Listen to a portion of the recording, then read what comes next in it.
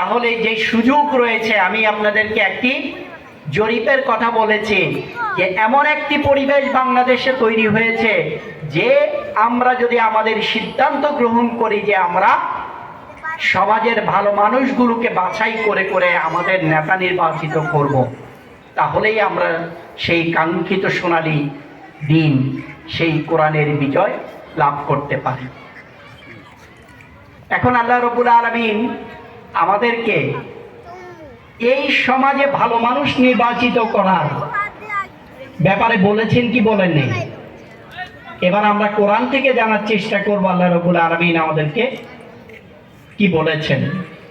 আল্লাহ রাব্বুল আলামিন ইরশাদ করেন, فَمَن يَشْفَعْ شَفَاعَةً حَسَنَةً يَكُنْ لَهُ نَصِيبٌ مِنْهَا مَن يَشْفَعْ شَفَاعَةً, যে সুপারিশ করবে কোন ভালো কাজে,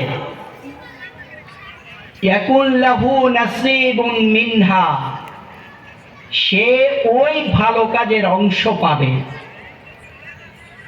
আমরা যদি আমাদের সমাজ পরিচালনার দায়িত্ব সৎ মানুষদের হাতে দিতে পারি, তাহলে তার দ্বারা সমাজে যত ভালো কাজ হবে, তার দ্বারা সমাজে যত উন্নয়ন হবে, তার যত সমাজে তার মাধ্যমে মানুষের যে উপকার হবে, তার প্রতিদান আমরা পাব।